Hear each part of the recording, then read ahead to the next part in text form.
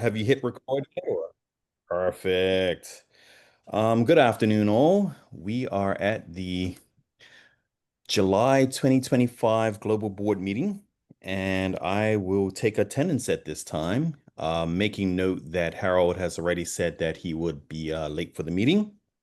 So I have a list in front of me. I will start with Diego. Here. All right, Avi, Yes, here. Ashwini, Yeah, yes. Sam, Here. Steve, Here. and Ricardo is here. Thank you all for joining. I know we have a few guests on today. Um, could somebody let me know if our guest is here for sorry, I'm scrolling to it, the chapter discussion? Yeah, I believe so. Is there anyone here for the chapter discussion? Doesn't look like it. No? Okay, great. Hmm. Then I'll move on to the conflict of interest.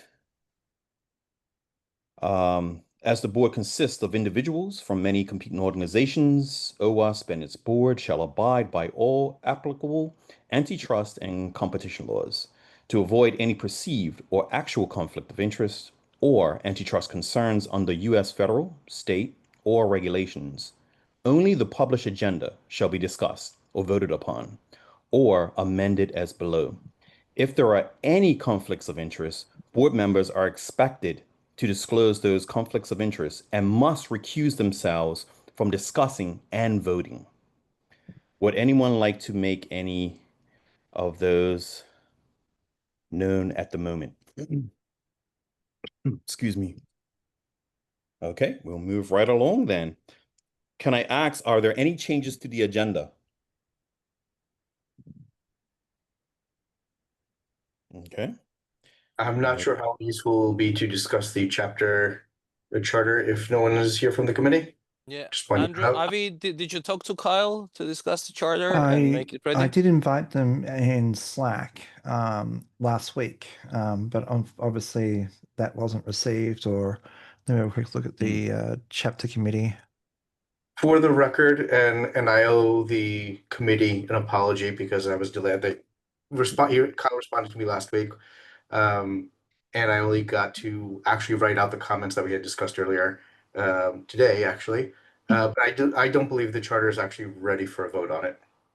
Oh, Yeah, Shall the we? issues that we had discussed months can we ago. table it then?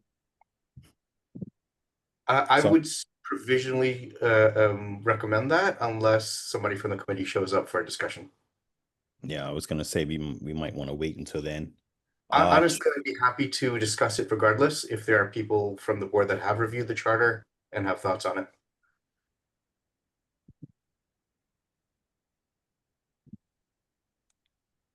Anyone? My only comment on the charter was that they are listing the names of the officers, which I'm not sure is something that should be in the charter. Commented. Okay. Because they should be voting officers in. Yep. Okay. Well, it sounds like we might have a short discussion on that point then. All right. Can we do a vote on the approval of the June minutes? Go around the room in the same order. Hopefully everyone's read them. Diego, Yes. Avi, Yes. Ashwini, Yes. Sam, Yes. Steve, Yes. and myself is a yes. That's 6-0. That motion passes, or not motion. The minutes are approved, sorry. Give me 2 more seconds here. I'm only operating from one screen on a cell phone. Let me pass it over to Andrew, and we can start on the board summary. Okay. Thanks, everyone. We've got a very, very full agenda, so I'll try to keep it as short as possible and hand it over to the finance team. Um, it's been a very busy month, and I'm getting in preparation for leave. External audit fieldwork is underway. I owe the auditors some documents. I'm trying to get those done today. So Chris, thank you for reminding me the other day. I will endeavor to get those done. I need HubSync access. I can't find the invite, so if I'll work with Dawn. I think Dawn's got access to HubSync. Yeah, Leah does as well. If you have anything to be uploaded, you can send it to Leah, or I'm sure Dawn would help you as well. We do need Yeah, to I get. have access. Okay. Yeah, we're Is at the a IT standstill on the audit Yeah. right now. Yeah, so I want to get that done today before I go on leave. Okay, the OWASP Corporation legal advice has progressed. I met with them last week to go over the requirements, and the amount requested is within my signing authority, so I've given the go ahead to get that done. I will share with the board on the internal global board list as soon as I get the advice. So we can have a discussion, maybe an executive session in the August board meeting, or maybe Steve, if you want to bring forward a special meeting, I'm happy to get that scheduled as well.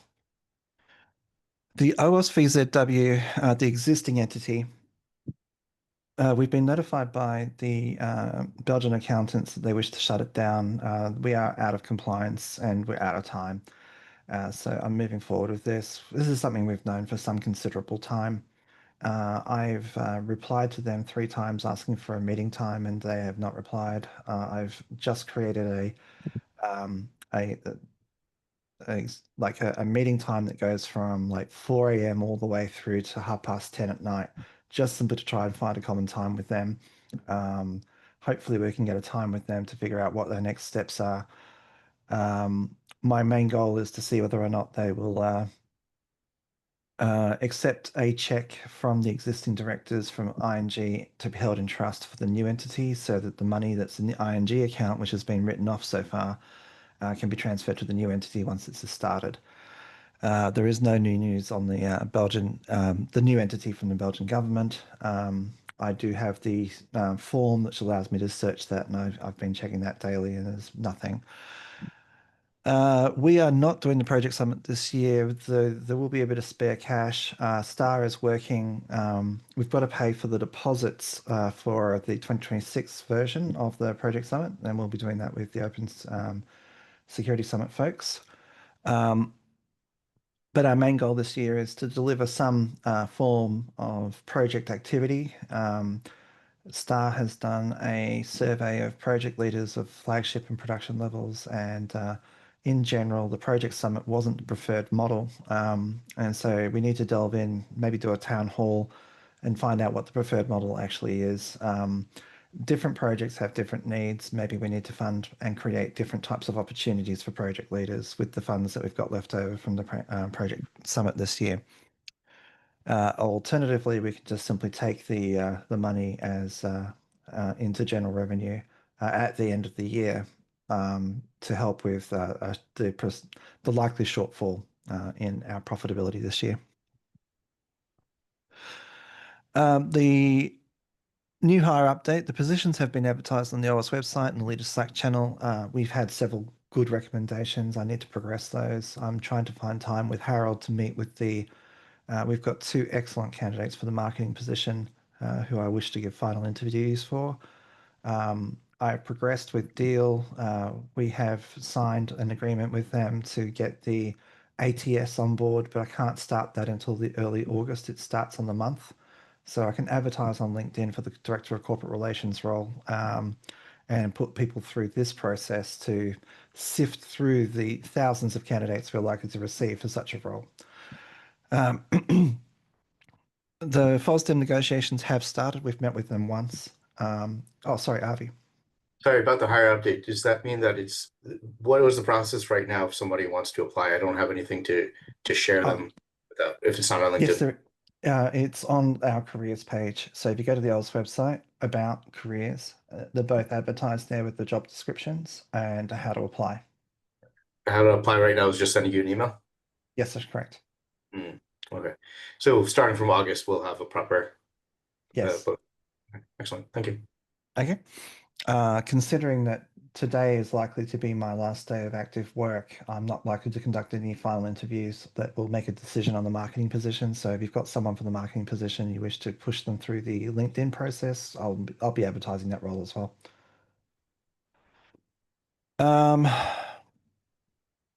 What we're trying to do is get the project summit next year to back on to FOSDEM. So FOSDEM's the first weekend in February.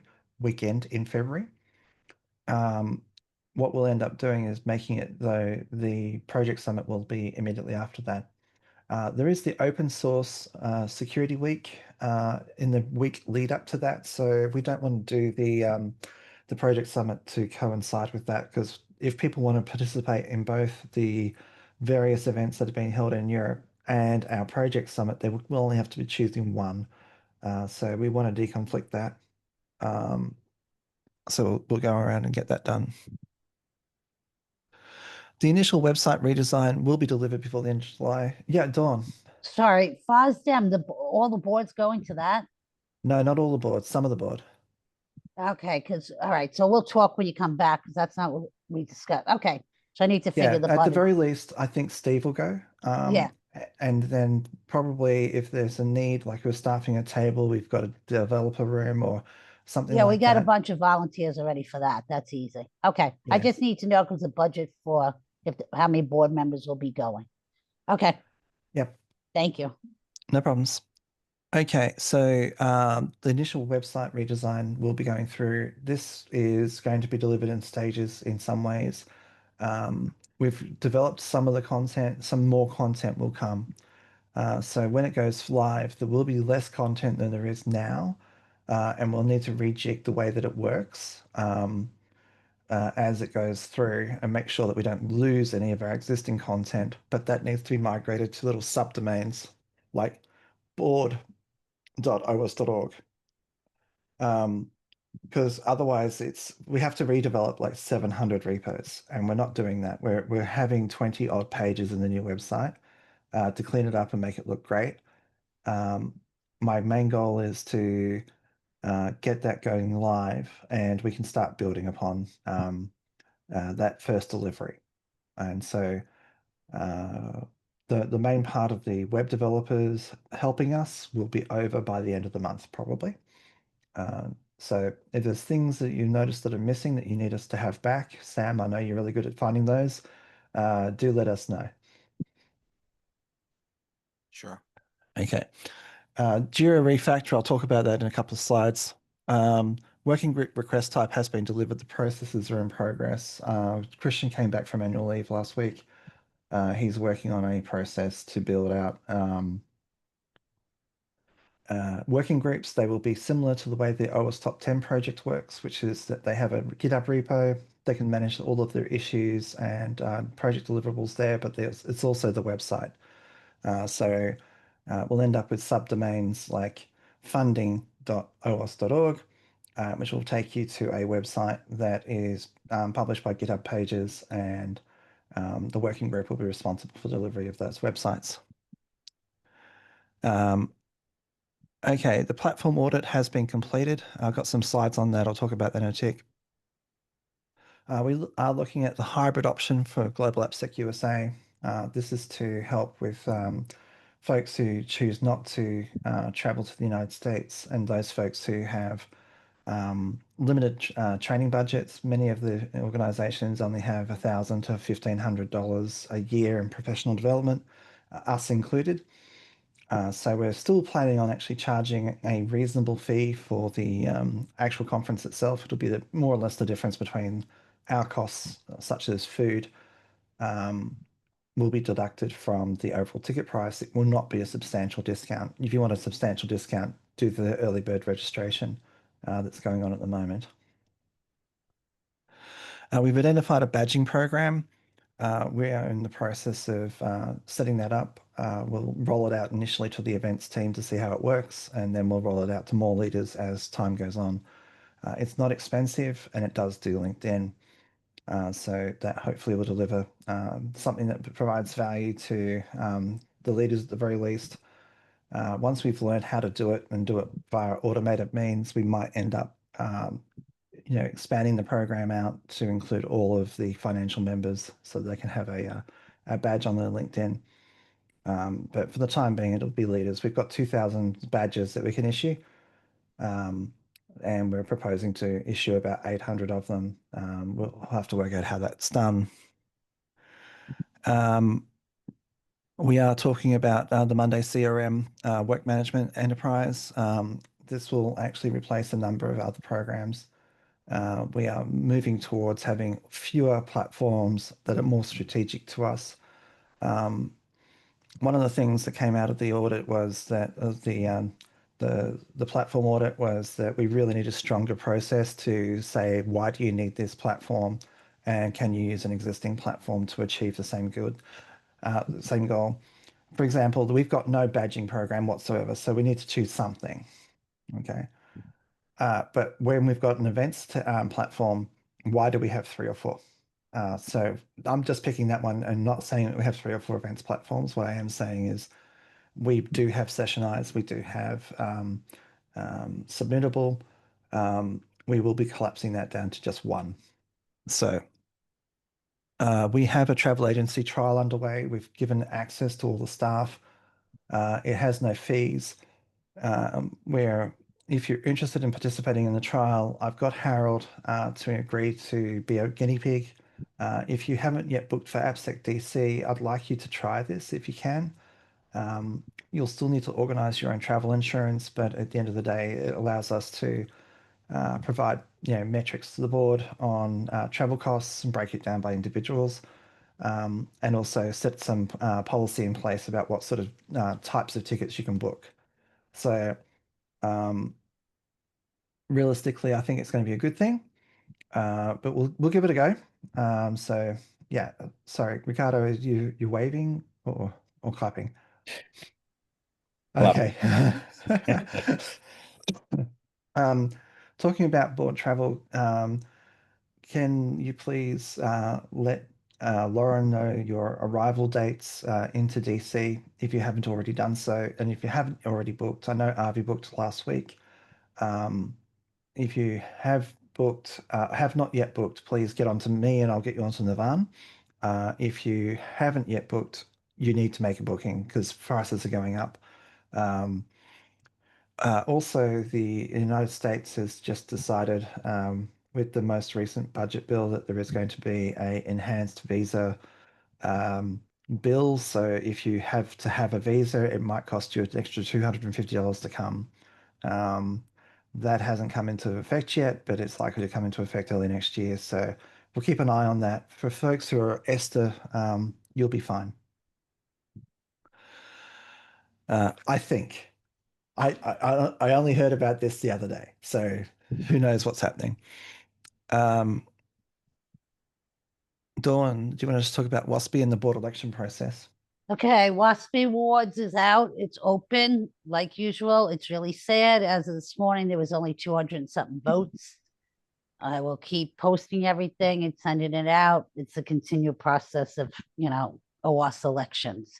But if you're on the board, and please vote, ask your leaders or if your chapters, if you could promote that. I'm going to put it on Glue Up this afternoon after this call. And so I'd like to say that there was 1,000 or more people, but every time this hasn't happened. So board election process starts on August 15th. So that's almost all, basic, and we'll start that. So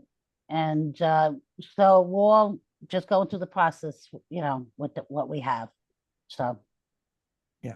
Avi. Any suggestions how to promote people to get to vote? We've been to this numerous times. I'm gladly to hear any suggestions. Avi, you raised your hand, I think. Yeah, I don't one know if that's all. suggestion. We've been hearing complaints about how the WASP works for a long time, and this is completely staff oriented, and the board doesn't need to pass a policy or involved or anything like that. But we did discuss some other alternatives back in Barcelona. I'd like to urge staff to reconsider how they're done for next year, and maybe come up with a better way that won't cause such frustration and will be more effective. Any Again, suggestions on in what ways to do it differently? Because so we we, used to have it that the community voted and that became like same person was voted for every award. You know, it became a major popularity contest, even people weren't, you know, and now it's to the not much better. It's just filtered down ahead of time. I think if I remember correctly, one of the suggestions was to invert it, to open it up to the community for nominations and then have the staff vote and decide. Oh, that's interesting. So so the community doesn't vote. Whoever the community suggests, then we vote. Okay, that has never been said to I, me. I think the It's whole not a point bad was idea. it's Yeah. less well known and the staff really knows how these people work. So I think it should be the staff's decision. But again, it is the staff's decision how the WASPs work as well. So Okay, that's a good suggestion. I haven't heard that. That's interesting. All right. Any other suggestions? Just ping me and I'll keep notes and we can, Andrew, do that year end or whatever. Mm-hmm.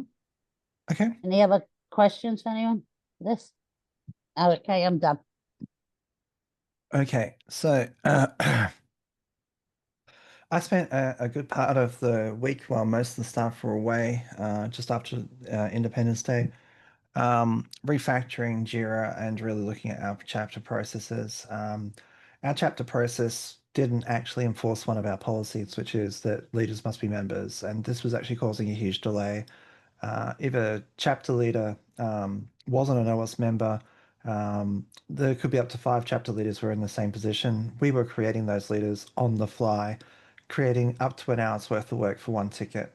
This is unsustainable. There was also backwards and forwards at least 3 to 4 times to get basic information. So what I've done is I've gone through, looked at the policies, made sure that everything that's in the policy is in the steps required.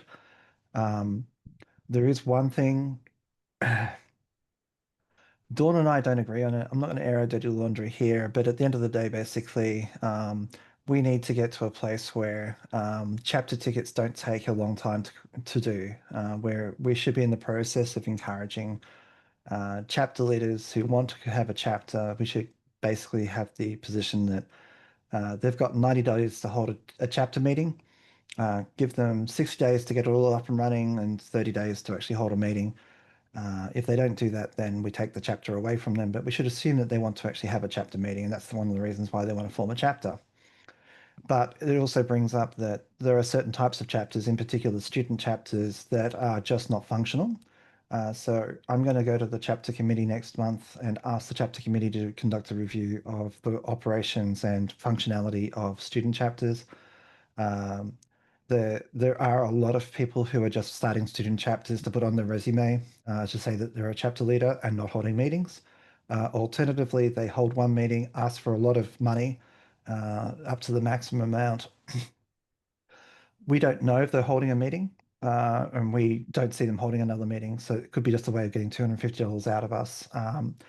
We don't think this is actually a good use of funds, and certainly not a good use of time. There are a lot of these chapters being created, and quite frankly, the level of meetings is not in line with the effort required. And I think, honestly, I don't want to presuppose the outcome of any review, but I would imagine that we would need to rethink chapters entirely. Maybe it becomes a student chapter meeting that's held virtually a few times every month in different time zones, so that we're still providing the actual mission, but without the costs and without having to start up chapters all the time, or as an end run around the city chapter problem, where people who don't get their way to become a city chapter leader start up a student chapter leader. We see that occasionally as well. We don't want that. That's not the purpose of holding a student chapter. Like, at the end of the day, basically, it's just dysfunctional at the moment, and the current policy as it stands can't fix this dysfunction. So we need to have a review and think about student chapters in their entirety. We fixed the SLAs. The problem was that some of the SLAs were being breached because we were waiting for the clients, our members, to come back with information that we needed to complete the ticket. In particular, reimbursement requests were getting out of control. There was no way to pause the SLA once it went back to the this is waiting for customer. It wouldn't pause.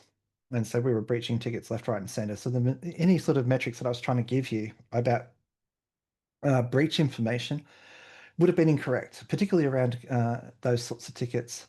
Additionally, Charity CFO does a net 30. And so although we have a 3-day SLA, the reality is once it enters into the Charity CFO's payments queue, they generally retire those once a week. And we've not had any tickets that have exceeded the net 30 SLA since we've started with Charity CFO.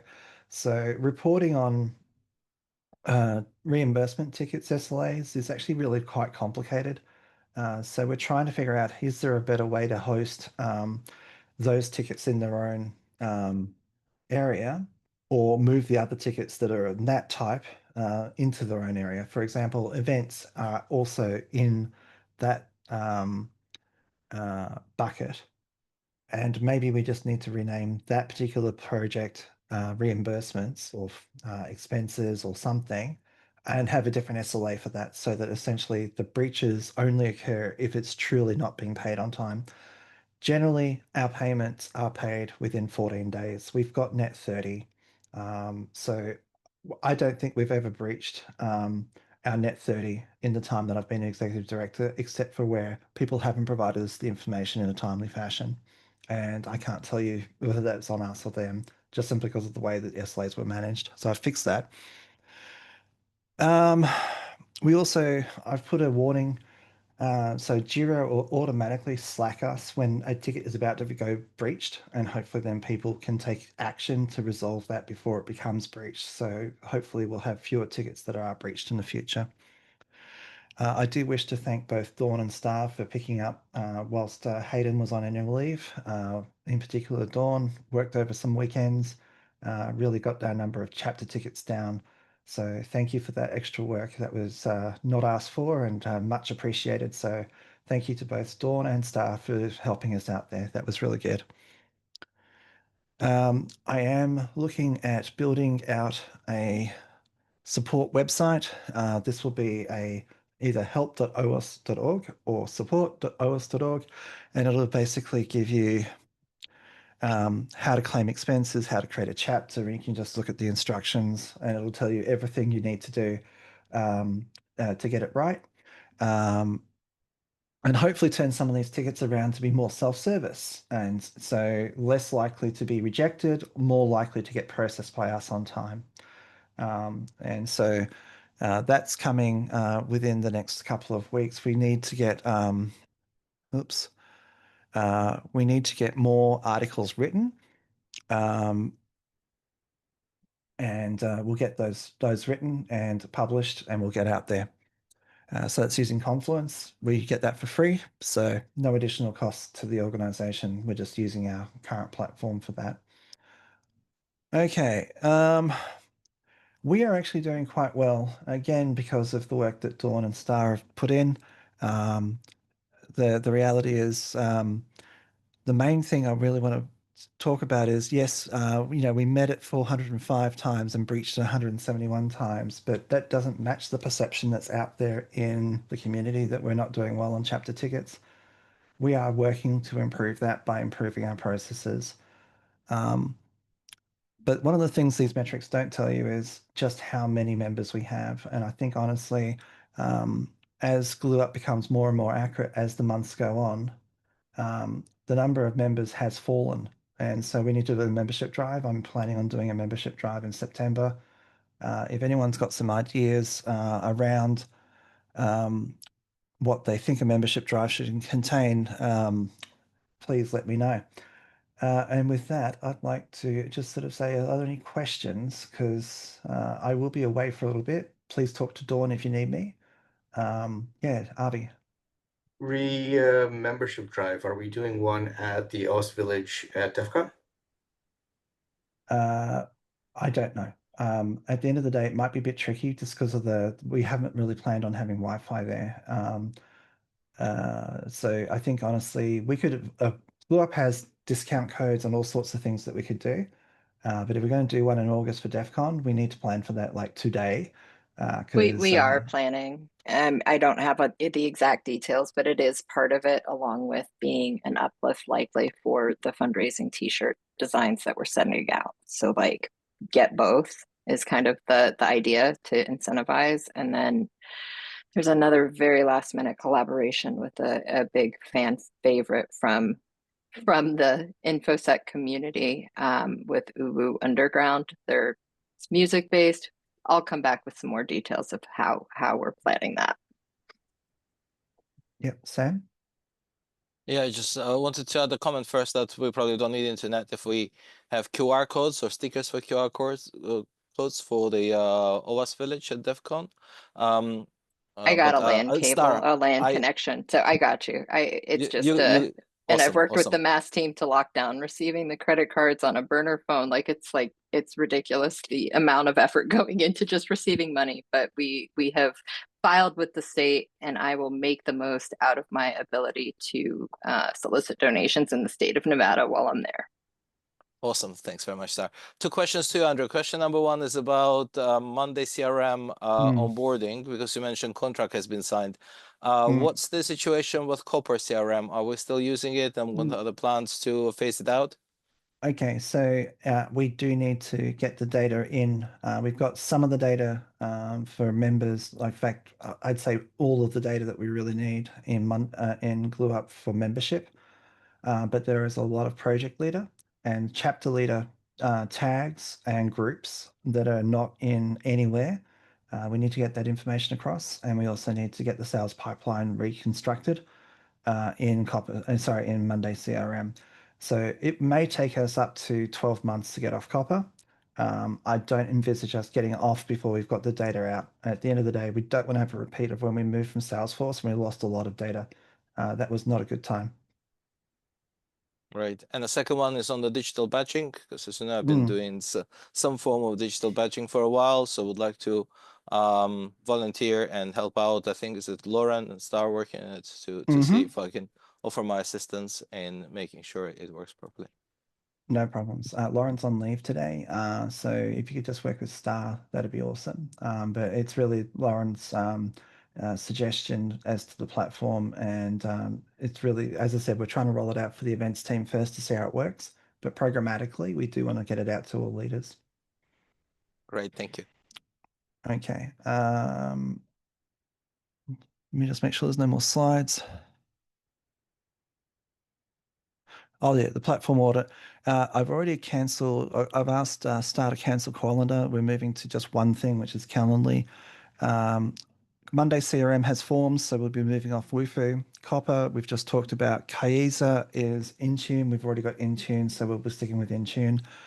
Zapier, Monday CRM has automations built in. There's only one thing left on Zapier at the moment, and that's Visa forms. So we'll migrate those forms into Monday CRM.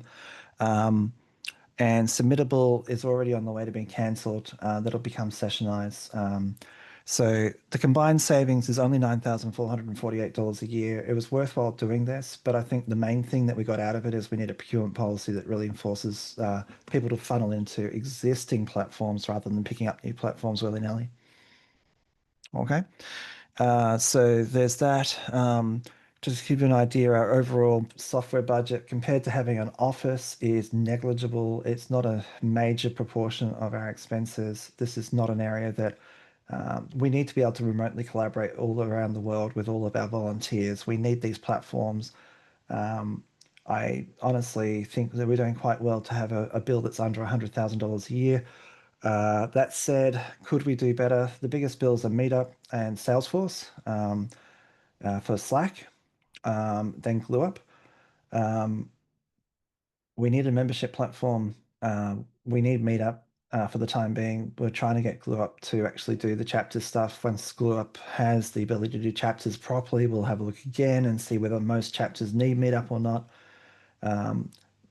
My preference would be that GlueUp does everything and we don't have any Meetup, and that will save us $48,000 a year, which is more than half of our current bill.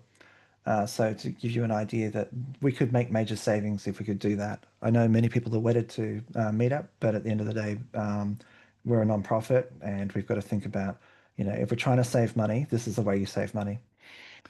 And with that, I will pass it over to Chris. Great. Thank you, Andrew.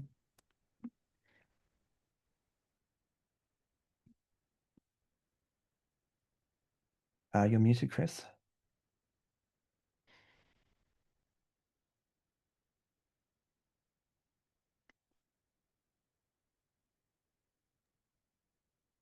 I'm sorry. Hello, everyone.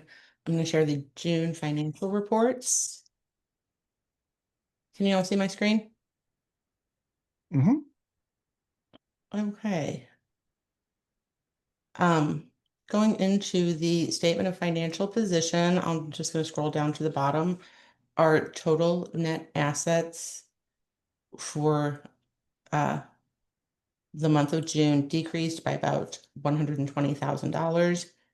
Cash was down by about $60,000. Our accounts payable was up along with prepaid expenses.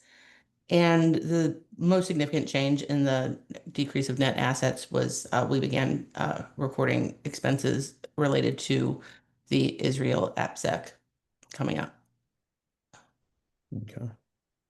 Regarding to the statement of activities, our total income for the month was $208,000, while our total expenses for the month of June were $329,000. We had a net loss of $120,000 during the month of June. And we'll look at that more closely in the budget summary. Total income year to date, we are at $2.7 million, 2.767, and exceeding our budget by $450,000 year to date. The one thing I did want to point out here is conference income. We're exceeding our total, but largely exceeding our total in sponsorship, but training is falling under. So I'm not sure if that's anticipated or is a timing issue, but just wanted to point that out. That's a good call out. Mm-hmm. On the expenses side, Mhm. we are currently at $2.1 million year to date, and about $51,000 midway through the year under budget. Mhm. That is largely made up of, there's a large savings in software related expenses, and a large part of that budget is related to the web design rebuild. So I assume that that's just a timing issue and that those expenses are lagging where we had anticipated them being at this point in the year. And that's all. I'm sorry, go ahead. It's very likely that we'll underspend there, and that's fine. I don't mind underspending because it means that if we need some additional design changes or additional work or rework, we've got the budget to do so. Yeah. So, oh, I'm sorry. No problem. I'm always a double clicker. So yeah, you can see that's kind of where we're significantly under budget at this time, about $87,000, where we anticipated. And like I said, I took a look at the detailed budget, and that is largely software, web design. So thank you for that detail, Andrew. The one place where we are over there is a comment. I'm sorry? There's a comment in the chat from Heather saying, why is it low? We exceed. I can answer that. Okay. It's low because when the Okay, books were closing, sorry, is that we had the issues with Glue Up not sorting. So Andrew made a decision with me and Lauren, and we sent in and things were coded into the event, not necessarily split at that time to close out the books. So it will be showing training less where it not necessarily is, like Heather said. So we had to, because we had 3 months of Glue Up uncategorized, and it was hundreds of thousands of dollars. So Andrew, discussed it with me and Lauren, and we did that. Going forward, it'll be a little different, but that's why it's showing that training is down where it truly isn't, because the coding with Glue Up doesn't fall easily originally. That makes sense. Okay. Have we resolved how to identify the training dollars? Yeah, Yeah. we're working on that. Yeah. Okay. But Let us know if there's anything we can do to help with that. Yeah, so I see what you're saying, but we had to get that in before. So that was all done after that was sent to accounting. Okay. So they can't reopen the books all the time. So that's why. Thank you, Dawn. I think Star also included a comment. I supply detailed breakdown for she Yeah. posted some Yes, we the last 3 we months. make sure that I did get your email, Star, and I can't do the updates until it'll be reflected in July's report because it's sent Right. after the deadline. Mm-hmm. Okay. Like I all the just want, uncategorized. Go ahead. I just want to make sure that it's correct Yeah. because it makes us look really bad when you say that training is that Oh, far. but well, And I just so understand you it's up, know, but it's just that when they're doing their reporting, if they can actually say the correct things, because what it seems to the board is that we're down. If they could have said that at the beginning, like, hey, we've had to reclassify it somewhere else for this point. I just well, want to like, make sure that we look like we're doing our jobs. well, we are. Me and Lauren and Andrew had a whole meeting about this, so everyone was aware. So it just not put noted here. So, and it was a decision that Andrew and us we made because it's so much uncategorized. So Yeah, absolutely. And I appreciate the context, Star, on that as well. And that's why we pointed out here so that we can, discuss the fact that it's, we know what the sponsorship revenue is. We know that we've received those dollars. And we're pointing it out here so that if there is an issue with the coding, that we can get it correct. It sounds like you already provided that information to Leah, and Yes. we'll certainly update that. here comes an ongoing issue with us, is that when things are not done in a timely manner, all this stuff stays in accounting limbo. We cannot, like, everything like uncategorized, all the receipts are not done. I cannot send everything to them on July 15 and expect the June books to be now finished. They're closed, they're done. So our issue for staff is that we don't do this on a timely manner, everyone submitting. So it gets moved to the following month. They can't, counting can't hold closing the book because we didn't submit on time. So it just gets moved out. So that's why this decision was made before I went on vacation, because now we had 3 months. We have to move on. And that's, we're working to fix all the issues, but we have to move on.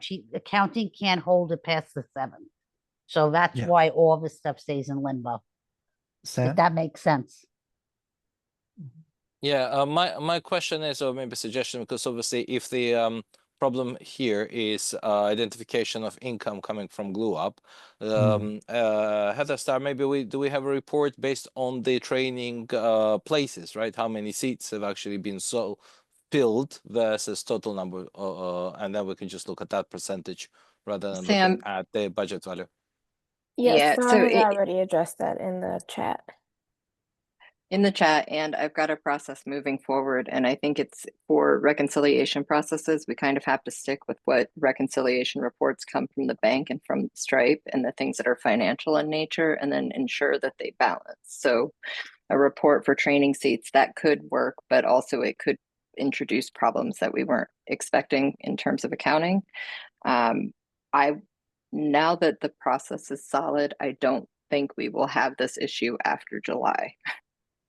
Excellent. Thank you very much.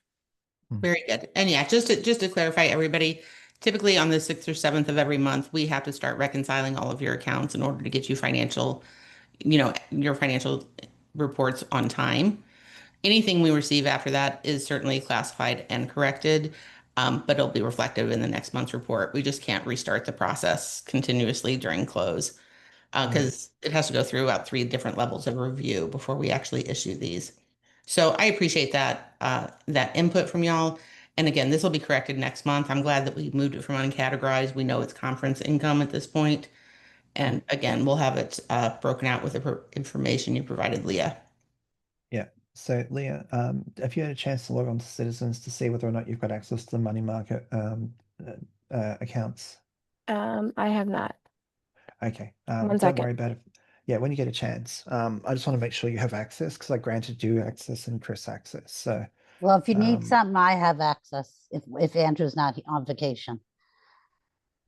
and that means the only thing you need from me on a regular basis now is my Deal reports. Yeah, and I've put a thing in my calendar to get that on to you on the 1st of every month. I can see the money market account. Yay. All right. Great stuff. All right. If we can move along, we are eating some time up here. Apologies. And I do love this dashboard, by the way. I'll just say that and be quiet now. Thank you. We did add this dashboard in for, I know we spoke last time about making these more consolidated, so just added some kind of easy visual references for y'all. Just jumping over to the cash flow, we are still currently projected to end the year with about $2.1 million in cash. That does not include the CD balances. This is just our cash on hand, which on the dashboard you can see is just about 6 months. Yeah.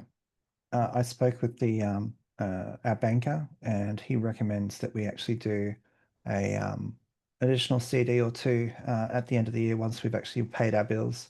I honestly, we've got some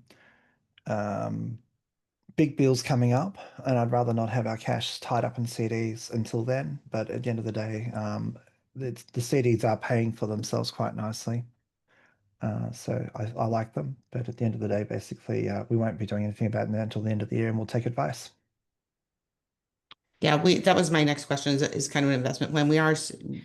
It looks like we're projected to be at over $2 million for the rest of the year, right at $2 million in cash. To Andrew's point, there is some fluctuation there, but I think probably looking at additional CDs, or maybe even, I don't know if you've moved forward with a sweeps account, but just making those dollars work for you. That was kind of my input. Right. And also, just so you know, for the earlier conversation, if we need to adjust the terms of our payment from net 30, we can do that as well, Andrew. Oh, no. We've been net 30 for over 15 years, and I think our community, I think that's fairly standard commercial terms. And so you guys are doing great. But, if we put something in by Monday morning, you generally start processing it on Monday, and people get paid within the next 3 or 4 days. I'm very happy with that. We don't need to be like, we don't need to be like some companies that pay 180 days later. We're not like that. We always hit our timelines, and so I'm fine. What we need to do is we've got a Jira that has many, many, many functions that were set up a long time ago. And so what we need to do is get everything out of there that's not payments. And we're in the process of doing that. Very good. Any questions on the financial reports or the cash flow forecast as of June? Yeah, just one question. I just want to call this out. The uncategorized, still in my mind is pretty high. Are we still chipping away at it, or do we find Yeah, we're actually, got a lot of it was fraud. There were thousands and thousands of dollars. My credit cards were stolen from the virtual mailbox place, but we've gotten credited. That didn't hit. I have done the list, a lot of stuff. So there is a lot. There are still, what numbers did the report say here? Hold 1 second. Sorry, can't see it on the screen. Is it year to date uncategorized revenue is sorry. Year to date is $49,000. That's not That's a huge drop from what it used to be. Yeah. It was a few We hundred were in the thousand. hundreds. Because we had Yeah. that sponsorship Yeah. revenue. Yeah. So right off the bat there's going to be several thousands from the credit card, which I got everything and we got reimbursed on that. And then there's a bunch from staff I'm still waiting on. And then we have a few limbo ones that I'll work with Andrew. I don't have access to. Yeah. So, And our current uncategorized expenses, the total is $30,000. Granted that's still a high number. Yeah, I think We want to make sure we're recording it on the financials. I will say that number is solely made up of dollars for May and June. So from a timing standpoint, we're doing better. We're not seeing something 6 months. Yeah, we really cleaned it up. Yeah. Yeah. So one of the things that I need to do is I think Dawn's gone and categorized my expenses, but I need to provide the receipts into Dext. I think honestly, I've asked all the staff to get all of the receipts into Dext, and so hopefully by the time we do the July report, it should be. It His should be cleaned staff up. has really done a lot better on getting stuff. It's like one off that they didn't see or something. So that Yeah. has improved a great deal, in Good. my Yeah. opinion. Yeah, and just so the board's aware, our process is on the first business day of every month. We send out a list of everything that we've see through the bank feed, whether it's revenue or expenses that we don't have support or coding for. The staff has been great in really trying to address it. There's been a lot of back and forth. But then on the 6th, we asked for everything back by the 5th. On the 6th, again, like I said earlier, we do start reconciling accounts and putting the funds, the reports in for final review. So anything we receive after the 6th will be reflected in the next month's reports. Just an FYI too, for everyone to know, I don't even know if Lee knows yet.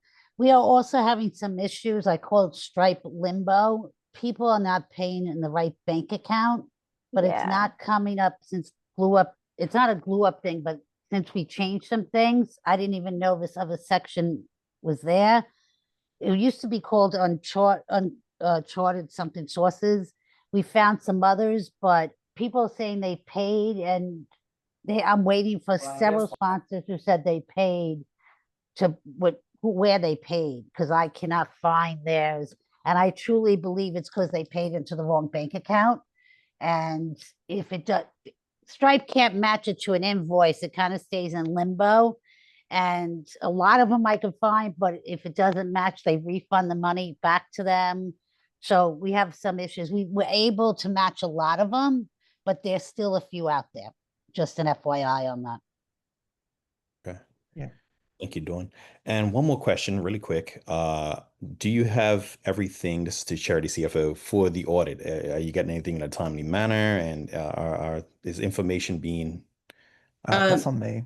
There's a couple of things that are missing, but I will let Chris answer this. I owe them IT internal controls and a couple of other things. And once that's done, I think the internal audit is back on track. But yes, Chris, go ahead. Yeah, the audit is not progressing right now because we're waiting on a few things from Andrew. We've provided everything we can. He did send communication this morning that he's going to have that in by the end of the day. But yeah, we've been waiting on a few things for the last week or so. So, Andrew, if you're going on vacation today, who else will be picking up that task? Dawn. Dawn. Dawn? Okay, great. Just making sure that you guys get what you need for that audit.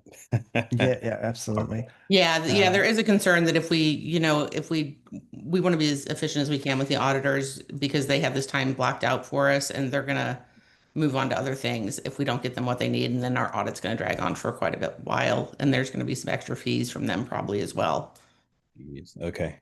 Yeah. So let's see if we can get all that information out to them as soon as possible, please, guys.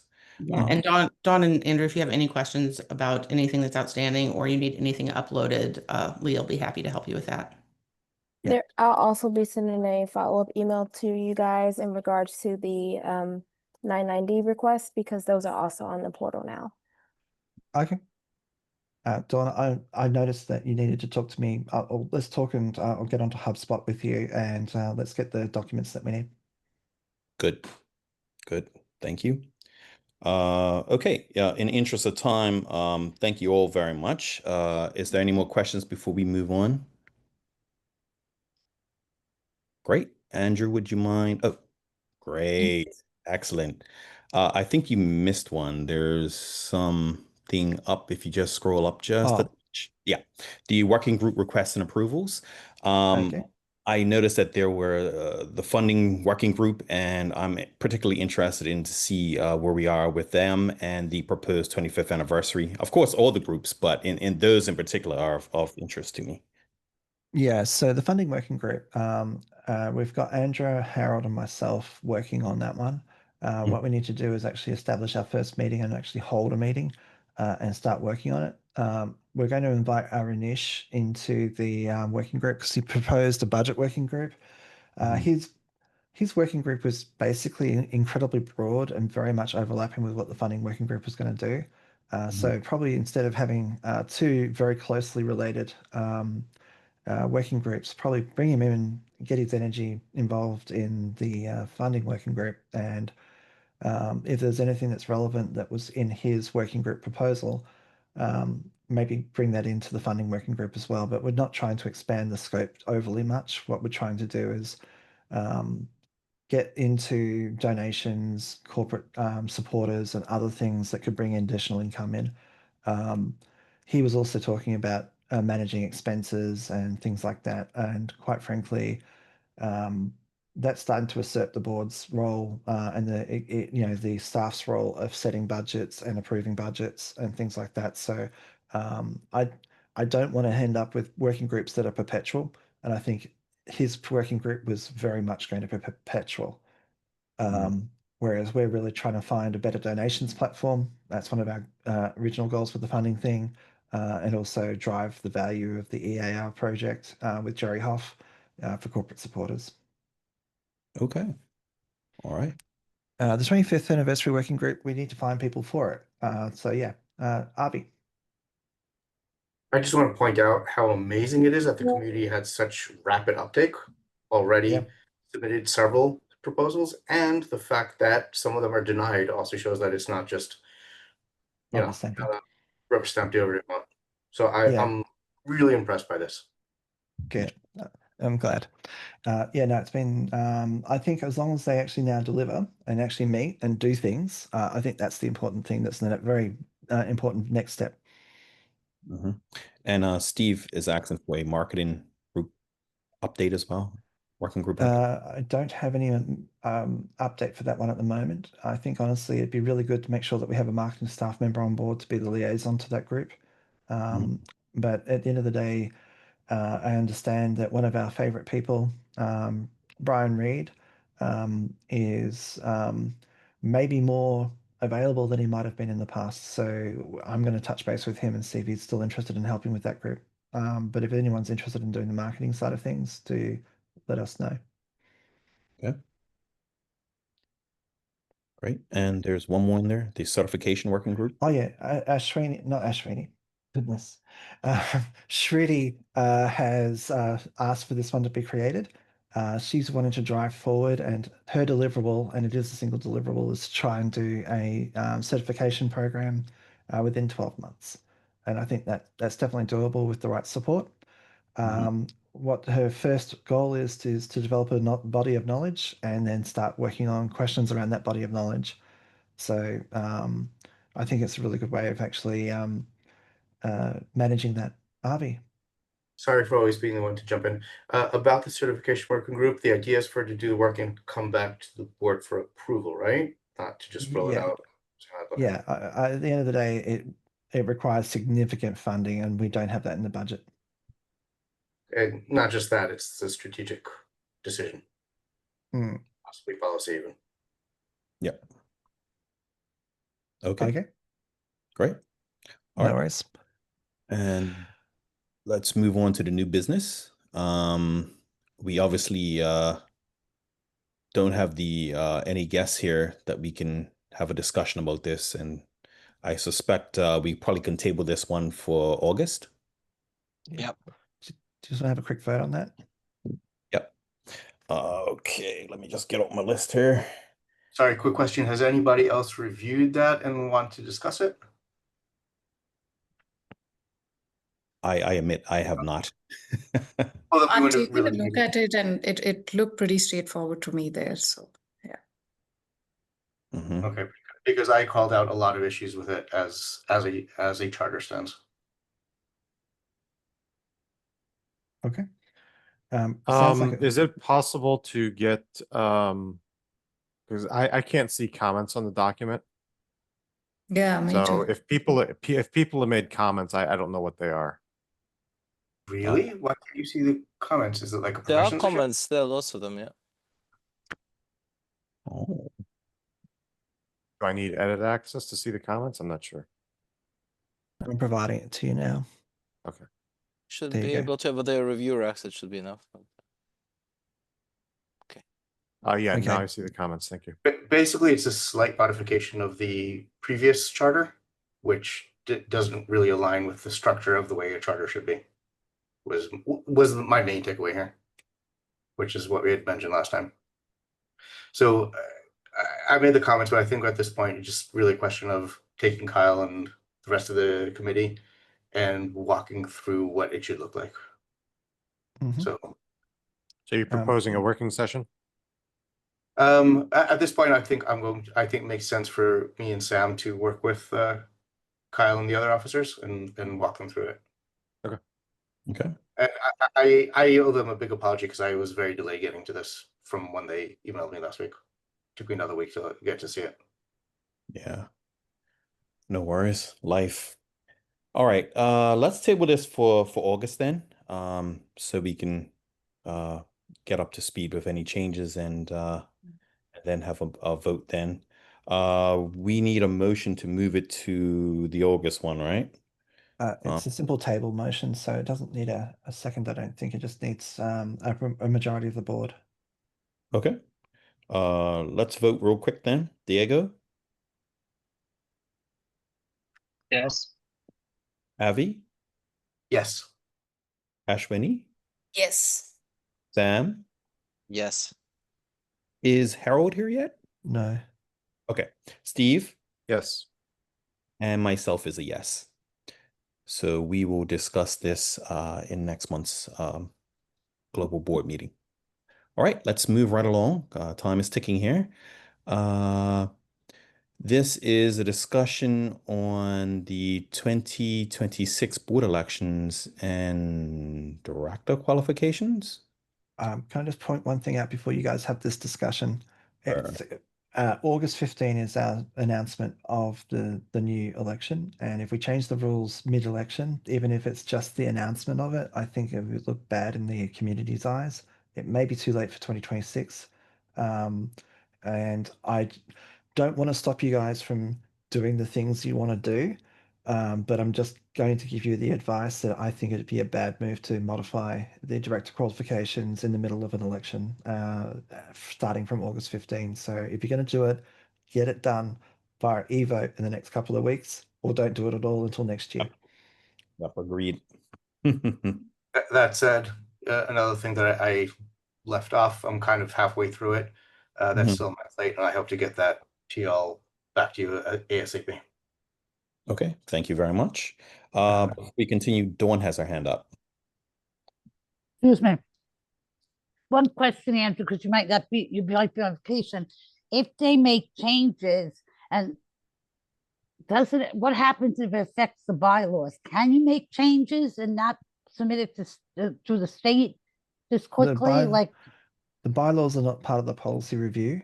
So if the bylaws are modified, which is only a few things because it delegates a lot of the qualifications to the elections policy. Okay, that's what I want to make sure. Yeah. So the only one that I think would actually be able to be changed is the term that's in the bylaws. The qualifications are contained in the elections policy, which would have to go through the community review process, which is 30 days.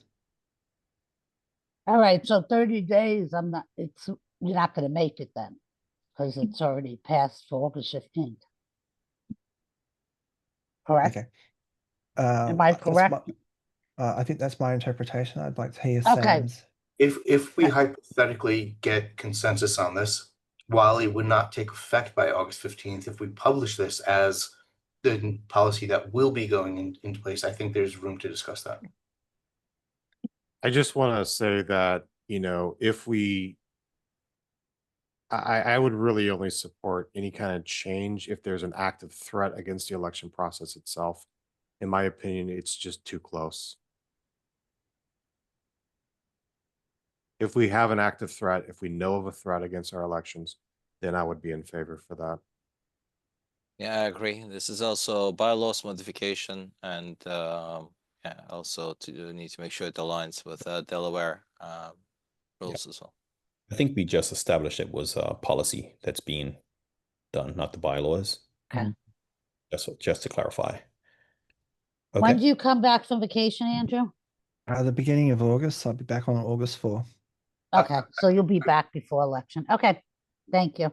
I will point out that if there's one specific threat against the elections, we can just pass that as a motion and don't need to rewrite the policy. Yes. That's a good point. So anyway, regardless, I hope to get that to you ASAP. All right, so someone will keep me up to date because I'm getting confused. Yes, Okay, no problem. thank you. Yes, definitely. All right. So I think there's two separate things that are being discussed. One is Diego's idea for a term limit increase or a term increase, and Avi's director qualifications choices. I think Diego's is probably the easiest one to go through first, and then Avi's. Okay.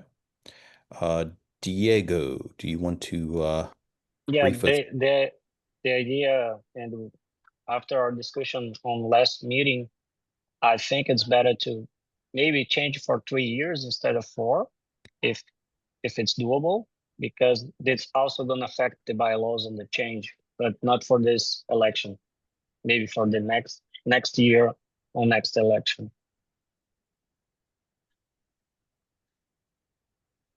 And what do you hope to gain by having a 3-year term instead of a 2-year term? What's the benefit? I honestly, I've been on the board for 4 years and I was burnt out at the end of the 4. I can't see myself doing 6, but that's just me. I don't know what the other board members feel about this, but what was your hope by having 3-year terms? Well, the reduction of the frequency of elections, we have a decrease on that, because we're gonna change the elections for maybe 3 years instead of 2 years, each 2 years.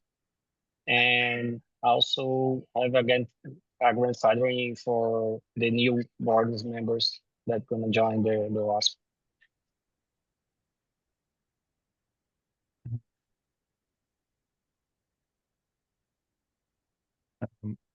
So I don't want to upset Ricardo's role as chair, but at the end of the day, board, any comments on this?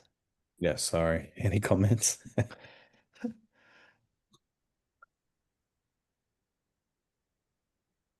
I like the fact that it provides a little bit of the possibility of more continuity, but that's also its downside.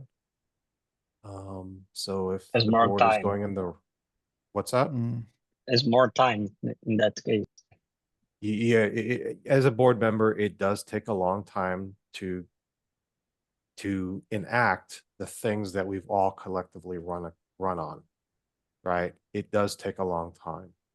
And I do believe that a 2-year term limit is a little on the low side in order to get some things done. I think there's a couple of different ways that we could potentially solve that.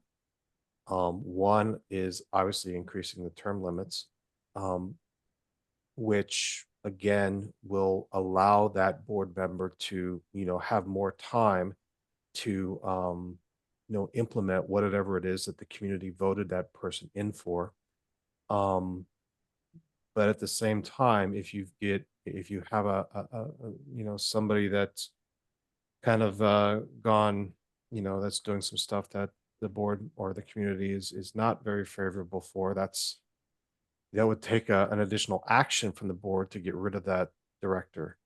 So I don't know. I have mixed feelings on this. I also think that as a board, we could reduce the amount of boilerplate that we need to do in order to actually get shit done. Because it does take a long time. It doesn't need to take this long. If we could optimize these meetings and the way that we ourselves operate, that 2-year time period might be enough. I don't know. What was the reason, Diego, that you were proposing a 3-year term limit? Yeah, for my feeling, Steven, is basically I'm doing the first year actually, and I'm gonna run for the next term. And the feeling that you mentioned, when you get things, how they gonna be done, and understand how OWASP works and what we can do as a board, take a little bit, because the organization. Your point was really, really good because bringing us to think about the board meeting prep and how we can make work on things that we need to be done for our side instead of looking all stuff.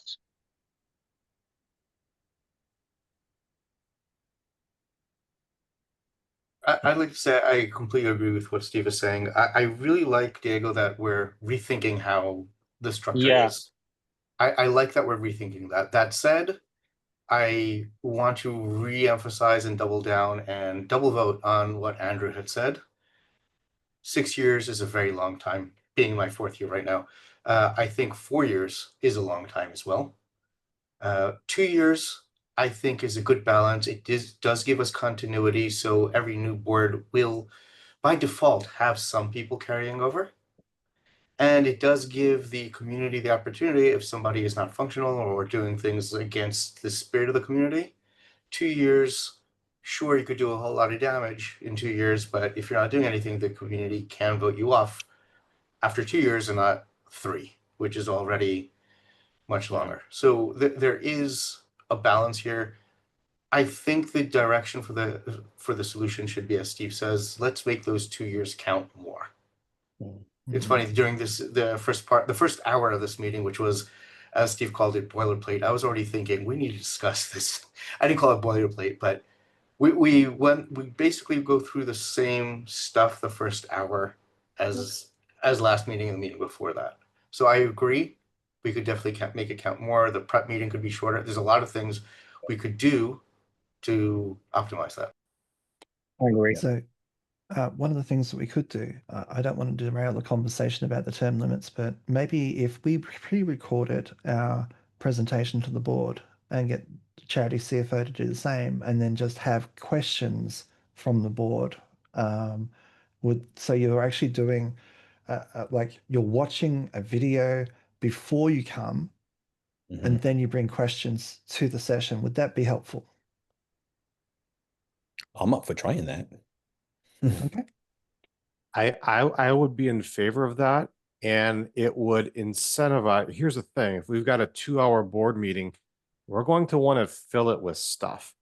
That's going to hopefully motivate us to actually get stuff ready for the agenda. But going back to Diego's proposal, I don't know if I'm in favor of this or not. I honestly don't know. I'm just thinking things through. 4 years is a long time. Yeah. And it's not, and if the individual wants to run twice, then yeah. However, if they only want to run once, it's only 3 years, right? Just 3 years. So we can't assume that the individual is going to run multiple times, right? Maybe they've had enough after 3 years. So that's also a likely outcome. There's also, you don't have to stay. You can resign during your term. You're not forced to be there for the entire time. Yeah. And I suggest an alternate suggestion for that.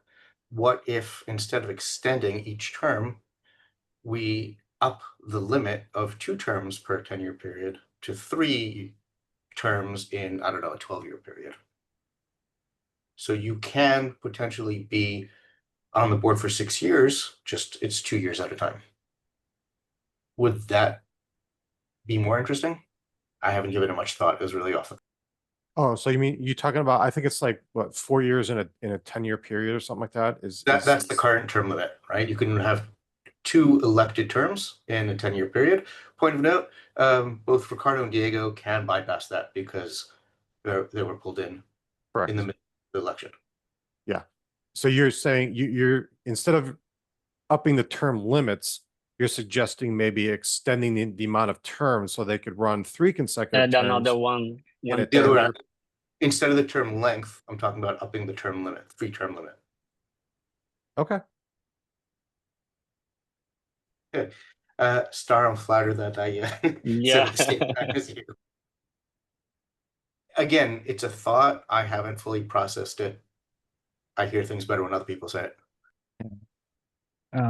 So Star, there's very few things that I agree with Josh Sokol on, but term limits are one of them.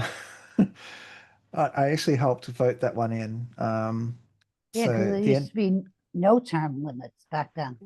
Yeah, but that wasn't really providing the community the sort of diversity of views. And I think honestly, having term limits, even if they're not great term limits, I'm not averse to what Avi suggested, like 3 terms in 12 years.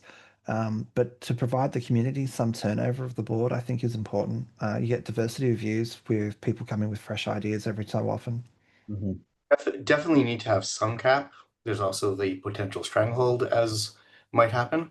But what that cap is, I think, is open to negotiation. Diego, do you think that would serve the purpose of what you were suggesting instead? Yeah, of course. Okay.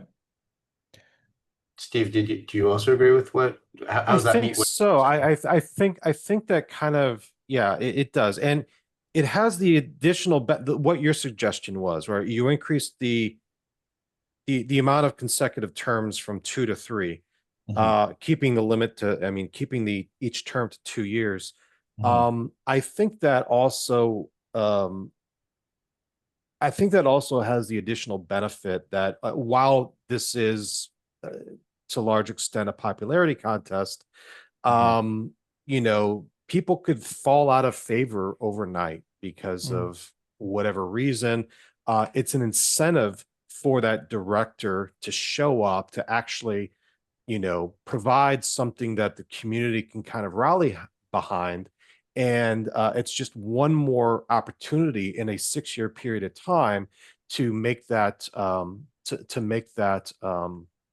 vision kind of known to the community. I'm just doing a time check. Yep. I was just about to say something. I would just like to make one more comment on that. If we do Okay. decide to vote on that to extend the number of terms limit, please don't do it this year because then I'd be expected to run again. I really don't want to. 4 years. Okay, now you have to do it this year. Sorry, Avi. Or I'm going to sign you up for every committee. You're not gonna run away. Know where you are. Even when you're off the board, Avi, no escape. Yep. Hilarious.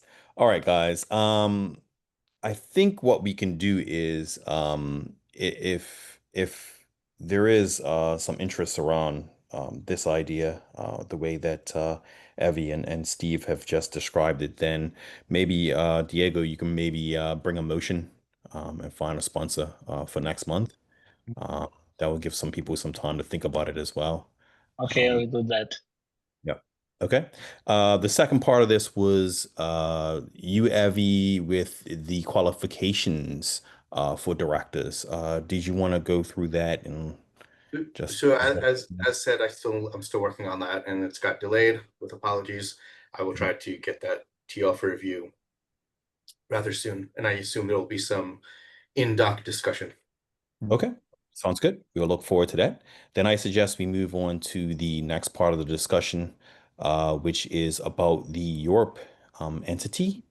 Yep. That's the current one. And Andrew, could you take us through that really quickly? Yes, absolutely. As I mentioned in my board briefing, we've been requested to close this. I have tried several times to make contact with the accountants in Belgium. What I need to do is get the existing directors to go to ING and grab the check from ING and close the ING account formally. I don't really want those directors to hold on to the check. I'd rather it be held in trust for us with the accountants, even though they're difficult to contact. Because under Belgian law, the funds need to be dispersed to an existing organization who has a similar function. We're creating one. It's just the timing's not great. So when I do make final contact with the accountants, the old accountants, I will ask them point blank, can you look after a check of 120,000 euros for us to be held in trust? the reality is that it may be required that we put the money into a trust fund that they manage, and I'm okay with that as long as we get some sort of acknowledgement that that money will be dispersed to the new OWASP Foundation once we've actually set it up. Who is running this while you're out of the office? Like who's gonna follow up? I will have to brief Dawn on this one because the reality is that this is very operational. I also need the directors, the old directors, to make a trip to Belgium. And now that we've got Navan, we can make that happen. One of the problems in the past was just getting all those previous directors to agree to a time to go to Belgium and do things. They need to go to Liège. Oh, not Liège. There is a particular suburb in or city in Belgium that the accountants are at. I'm sure there's going to be an ING around there. And what I want them to do is go to that branch, close the account, get the check, go to the accountants, drop the check, and then go back home. And that's going to be the end of their, the things they need to do. They've already voted to close this organization down back in 2021. Sorry, another quick question. So here I know that lawyers, so legal firms here can actually hold money. Is that an option that we have for I believe so. I believe so. That's one of the reasons I need maybe to we should ask. just get the lawyers to do it and then let's set the travel dates and all. I really want this thing to be done. Yeah. Is the rest of the board okay with that?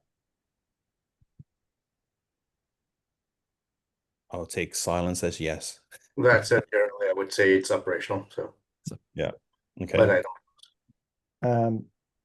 Honestly, this has been hanging over our head for a long time. We know that this has been a problem. I need to deregister the old entity from a few VATs. We may end up owing VAT that needs to be paid before we close the entity, but we don't have the funds until ING disperses. So we might, I'll work with Harold if there's going to be any sort of fund requests for VAT payments that are outstanding. But at the end of the day, the biggest one's probably going to be some fines from the Belgian authorities. Okay. For filing late. I mean, we don't owe any VAT in Belgium. We have been filing late because the directors haven't been meeting. Okay. All right. Can we discuss briefly the new EU entity? The new EU entity, let me just check. Aram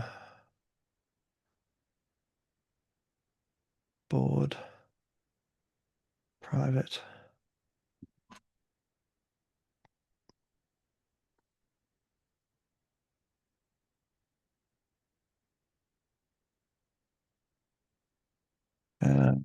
Your Europe VZW. No, it's all the old ones. We do not have any information from the Belgian government. Okay. Sorry. But that's the search that I can do, and you can do it too if you want. As soon as we know, we know. Okay, fair enough. All right. Any questions from the other directors on this before we move on? Yes, I have one. Coming back to the usual refrain of the protections that we said we want the lawyers to build into. Yep. Whether it's the policy or the founding documents, we're still waiting to see how they work that out. Yeah, so what we need to do is hold a general meeting to vote on those changes and then get the changes translated into French and then lodged with the Belgian government. Since we have a friendly board at the moment, let's get that done. We can't hold a general meeting until we're formed, and it requires a certain period of time to announce a general meeting. So I can't see this happening before the end of August. Have we gotten that document from the lawyers with those Not protections? yet, no. That needs to happen before we vote on it. And I expect there will be some iteration on the foundation board before we want to send it to the BZW board. Okay. Is that fair? Is everybody? Yeah, that's fair. I've just got to be realistic about what I can get done before then. I will basically see what I can do. We know the name of the lawyers who drafted the original. We can instruct them and hopefully it can be done while I'm on leave.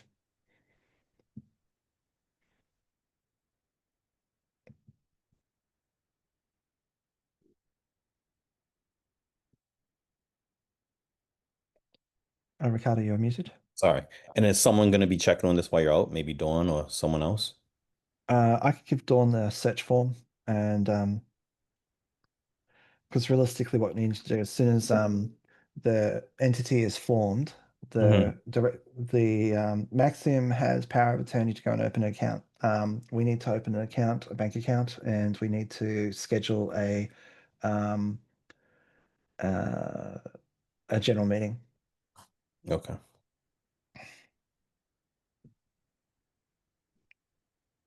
All right.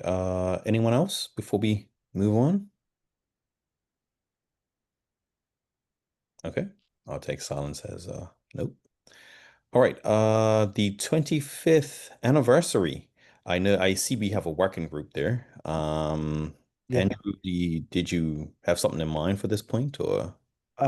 What I was just going to be basically reiterating is that we're moving the project summit towards the beginning of the year to match up with FOSDEM, and that will be where the board will meet for its first in-person strategy meeting. So it'll be in the UK this time, not in Amsterdam. Okay. Ashwini, are you able to get to the UK? I'll apply. I need to apply for a visa, Andrew. I can do that. Okay. I've obtained immigration advice from the UK immigration lawyers. We can provide you immigration support in terms of a visa letter and the proper formatting for that. One of the things that we can also do is help pay for your travel and accommodation. So it's only then comes down to the justification of your personal expenses while you're in the UK, which will make your visa process a lot easier. So just talk to me offline, and we'll try and get that sorted. Once you've got the visa, it's very straightforward. Sure. Sounds good. Yeah. We'll connect with you offline. Yeah. Anybody else who needs a visa for the UK, just contact me offline, and we'll get that organised for you. I'm waiting for the final product from that immigration lawyer to get back to me. One of the things that we're going to be doing is the UK has some additional options for trainers that are not available to us in other places. And so training, Shruti wanted to do some training and we've sort of pushed it to 2025. And so the UK might be a really good location for us to hold training. So we're going to once I've received the final work product from the immigration lawyers, I will send that around to the board in internal global board. But hopefully then we can get that training set up for in the early part of the year. Maybe not conflicting with the project summit, but at the end of the day, what we really want to do with the 25th anniversary is we don't need to plan absolutely every single event right now. What we need to do is get Q1 sorted out and publicized. And so the main thing from my point of view is to get into the corporate supporters' hands that we're doing the 25th anniversary and how they support us throughout the year. One of the things that we're going to be doing is I'll be making the member benefit option go away and be provided across the board for all types. So people who've paid for it and come on board will have to figure out some sort of extension for them. So I'll work with Harold on any sort of implications from a finance perspective. We've actually had one sponsor come on board this month to provide a member benefit. And obviously, if they're going to get it for free next year, we just need to make sure that we're doing the right thing by them. Avi. You mentioned that the UK has better provisions for paying trainers. Is there any problems with that? I know there's problems with that in the US. Yes. Other countries in the EU, is there any problems there? Yes, there might be. The EU, basically, we might need to restrict ourselves to EU citizens and those who've got the right to work in the EU. Whereas the UK, yeah. But because this lawyer that I've obtained advice from is a UK lawyer and is a specialist in UK immigration, basically he was able to give us some specific advice for the UK, and maybe it might be best if we think about the UK as being the EU training centre once we've actually received the final advice there. Okay, so I guess that will not answer, but we're doing the global AppSec for at least 3 years in Vienna. Yeah. So they'll be So there. what for people like Seba who have a company, we can just invoice the company. We then don't have to deal with the VAT of it. For the people who are personal trainers, they need to pay their own VAT. Their own, like if they're receiving income from us and they need to pay that, that's not on us. But they also need the right to work. They can't just turn up, give training, and then pay the Austrian government some money and then expect to not have potentially some consequences if they try to come back to Austria or the Schengen area. Got it. Full disclosure, I tend to do training in a lot of countries worldwide. I'm very perturbed by this. I'd like to discuss that with you later to understand better, because I still don't understand how we're going to be doing global AppSec training, both in Vienna and in the US, unless we're saying, well, only local people get to deliver training. Local people plus people who've got the right to work. Sure. Yeah, people will just fly under the radar, but we are getting to a size where we may not be able to do that. It really comes down to we need to figure out what Black Hat does. Black Hat has worked this out. They are a very large organization. They do not fly under the radar. I'm certain that we can make this work. It's just how do we make it work? So yeah. So Andrew, happy to talk to you about that later as what Black Hat wants from trainers. Yeah. Cool. Okay. So yeah, with the 25th anniversary, we're moving forward. We're meeting with staff every 2 weeks to do planning, and we're moving it forward. And as I said, I really need to get Q1 sorted and really start promoting that, in particular with our corporate supporters, but also our community. We have commissioned some artwork for the 25th logo. And once we receive that, you'll start seeing it everywhere. And merch will become available on the 1st of January. Are you gonna do any special marketing as well? I know yeah. I'm a marketing person, but do you have a marketing plan in place? We have a calendar of events, and we'll be trying to stick to that calendar of events. What it needs to do is promote the things that are coming up in a timely fashion, like the project summit. We need to promote that like as soon as we've nailed down the booking with the project leaders to make sure that we've got the maximum number of attendees. So yes, we're doing marketing. All right. It's good to So hear. that's one of the reasons why we've actually commissioned the 25th anniversary logo already. Okay. Anyone else have any other comments, suggestions, questions for this point before we move on? All right, let's keep it moving. I think just because we're supposed to discuss this, right? Because this is to both discussion and brainstorming.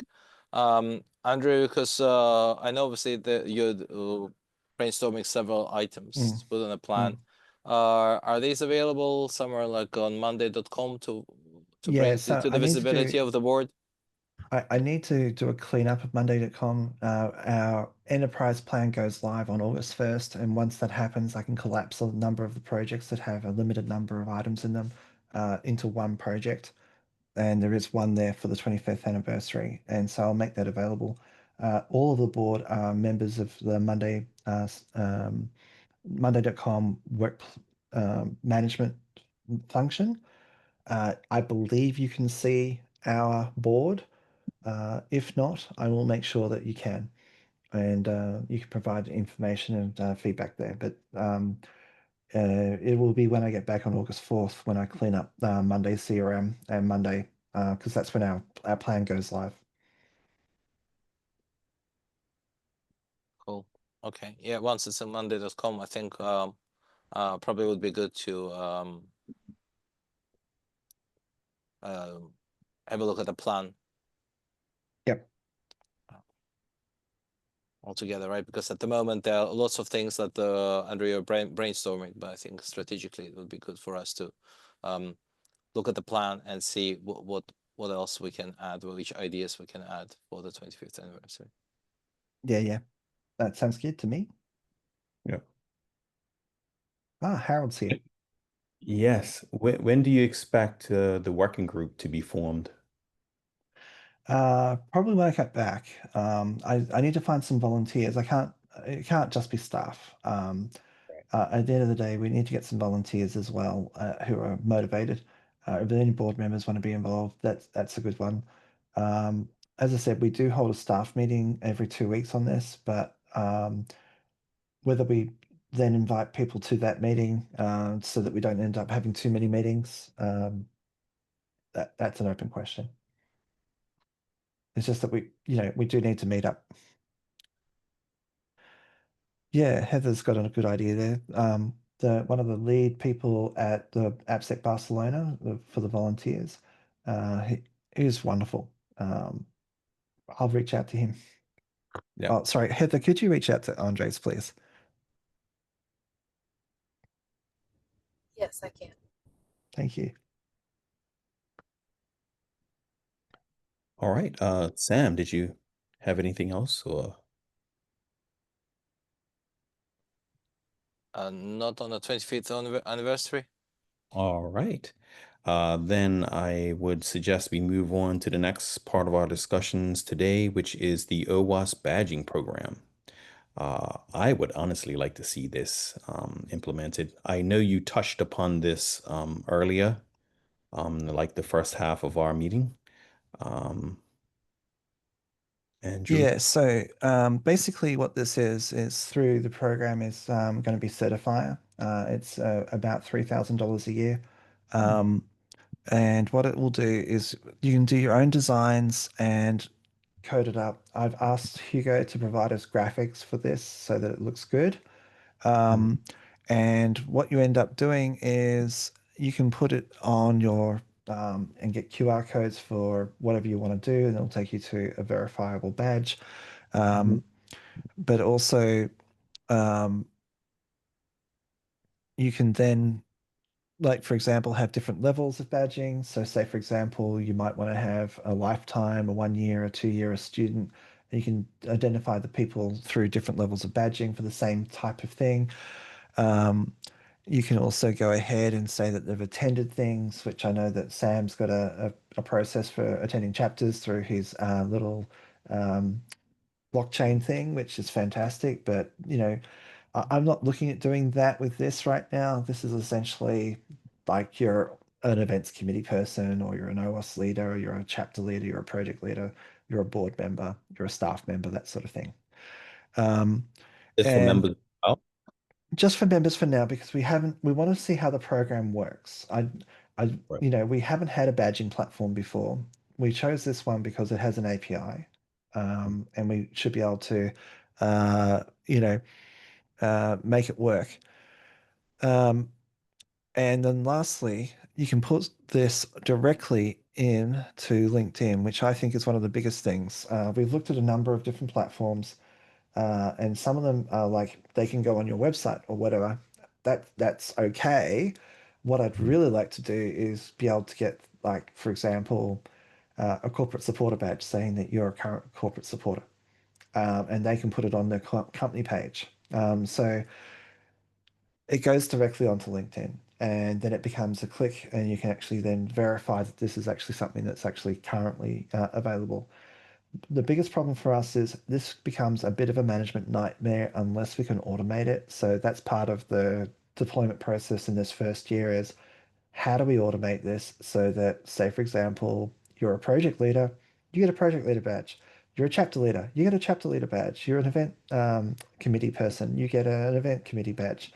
We really want to make sure that we can do that without having to be constantly in the badge area, just maintaining badges. That doesn't make sense to me. What we need to do is, as you become a member in, like a chapter leader in GlueUp, I'd love to see an automation coming out of GlueUp that automatically updates your badges that you've got available to you. Okay. How that works, don't know right now. We know it's capable. It's just the glue that goes between those two things. We don't know that just yet, but it's capable. Okay. But yeah, the pricing, and you can go for a certain number of badges. If we were trying to do it every single member, we would be up for, it's not expensive, Right. but it's also something that we didn't budget for. And so once it gets above $10,000, I need to have a conversation with Harold. And so I chose something that was under $10,000 that could prove the point that this is going to work, see what the support is in the community for badging. Is this something we want to continue doing? Yeah, yeah. I look at it as real engagement, right? Yeah. People want to get these badges. Yeah. Yep. So fundamentally, as I said, we don't want to pick up new platforms all the time, but we didn't have anything that could do this. So we've chosen a good platform, goes into LinkedIn, which was one of my major criteria, has an API. It's up to us to develop the automation to make it all work. Great. Okay. Are there any questions about the badging program? Just what's Okay. our timeline? Sorry, I missed that. Do we have an expected timeline? I believe we've actually paid for it, so it's just a matter of starting to deploy it. So the thing that we've actually started with right now is getting the badges designed. So we've asked Hugo to design badges for us. That's probably going to be the critical path. Once we've got some badges, we can start rolling it out. All right. It'd be great if it's in place for the 25th.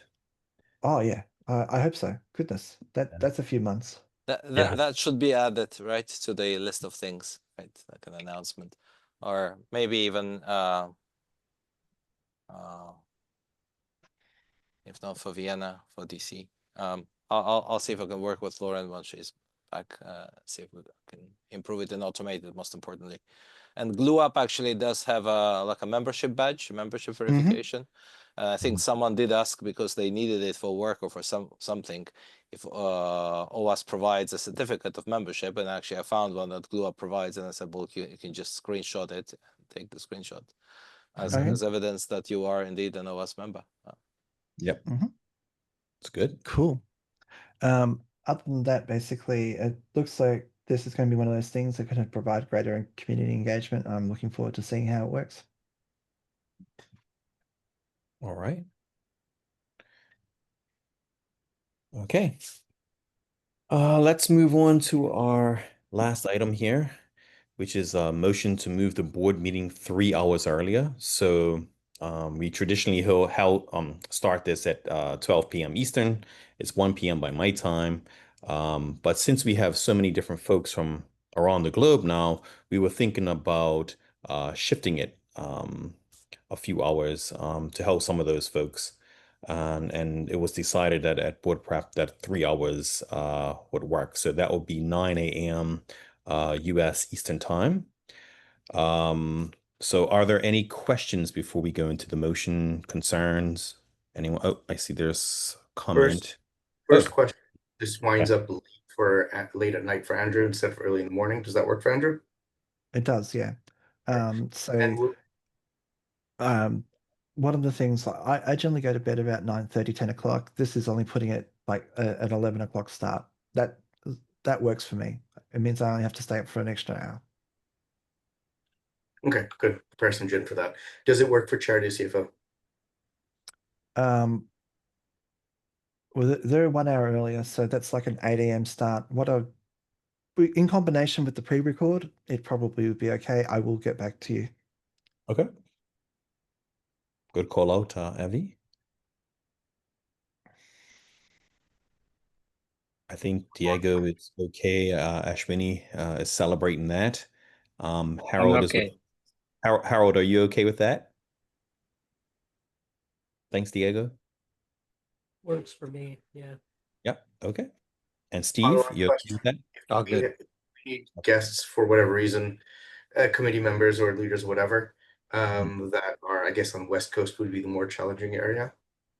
This kind of, it would either preclude that or very early at the end of our meeting.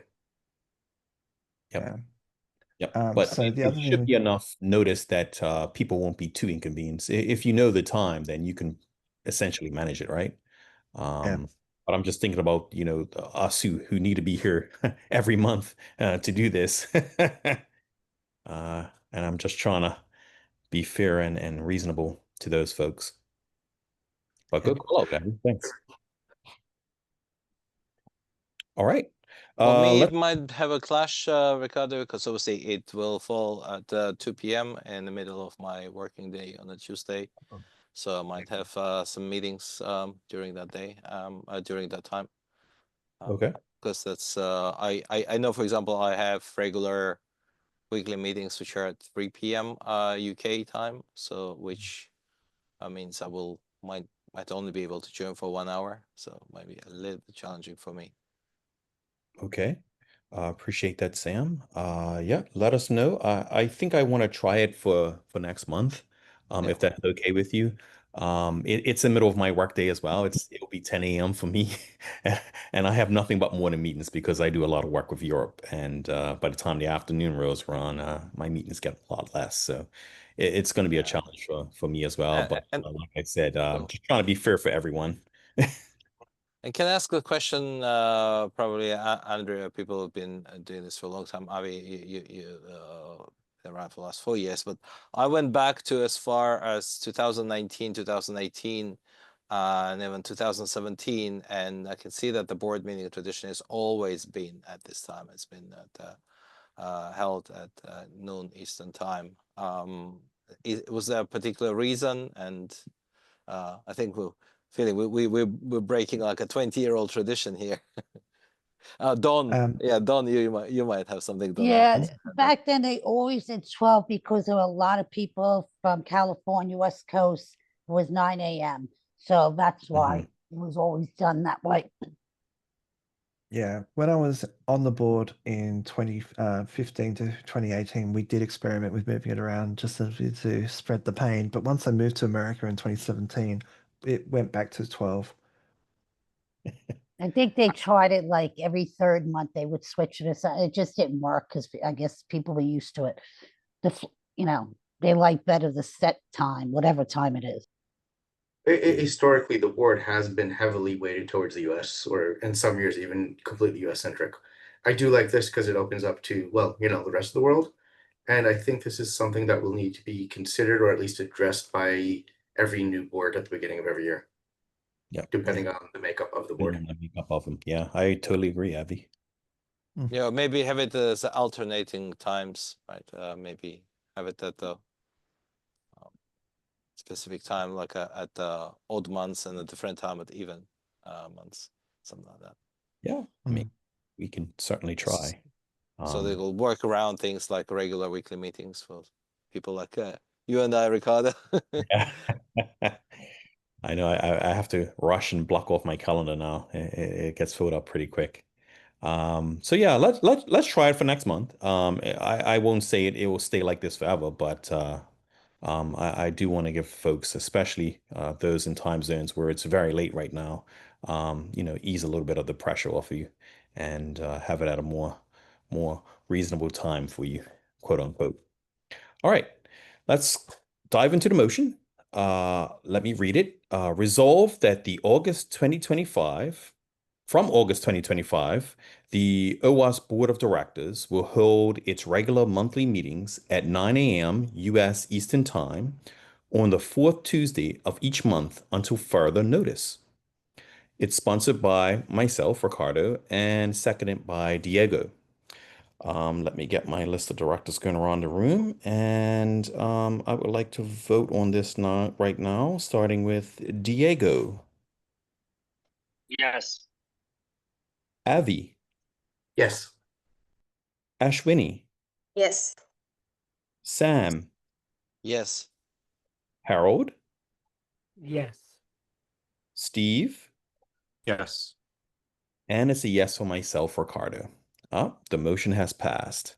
All right, we'll see how we'll make out. And Andrew, if you can also update the time on the website so that Will do. folks don't Yeah, because forget. this is now wrong. Yeah. Just Andrew, right. just make sure it's updated on the OWASP events calendar so people can Yeah. see it. Yeah, I'll do that.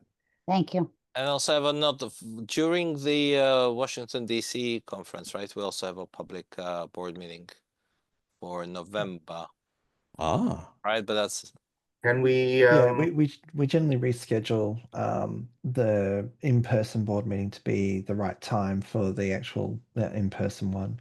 We do that generally in October because then we'll know the exact time of that. So also I'll be changing into daylight savings time at that time. So maybe the December meeting might need to change as well. Okay, noted. Which is our base? I assume Eastern is our base time zone according to daylight and whatnot. So I don't mind going to a 4 a.m. like back to a 12 p.m. At December because it's 4 a.m. my time, which is roughly when I wake up anyway. So it's no drama for me to do a 4 a.m. It's just simply whether it works for Ashwini. And regarding the board meeting at AppSec DC, can we work on getting at least a schedule of when to expect the board meetings, even the closed meetings as well? I guess this is more towards Ricardo. Steve. Yeah. I will circle something around. Yeah, I'm Happy not sure to, that we actually have a space just yet. I will work with Lauren to get you the space requirements. So if people can work out who's traveling to DC so we know how many people to get a room for, because we might need to do a hotel room, like a meeting room at a hotel. Okay. I'm traveling. I'll be there. I will. Yeah. You'll be here, Sam? Yes. Oh, okay. All right. Yeah, I was the first person who booked to book the ticket because it was a very good deal early on.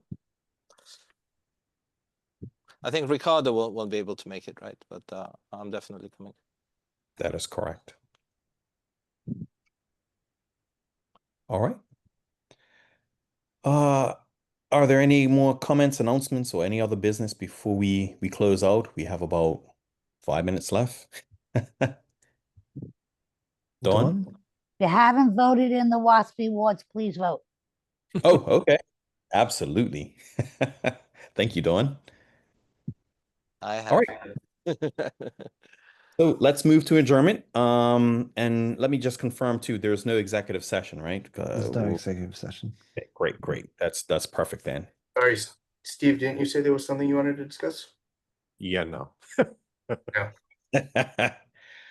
So our next general board meeting will be on August 26th at 9 a.m. U.S. Eastern Time. It is moved and seconded to adjourn. It's sponsored by myself. Do I have a second for this? Dibs. Avi got it. Got it? Okay, Abby. It is seconded. It is moved and seconded to adjournment. All those in favor say aye.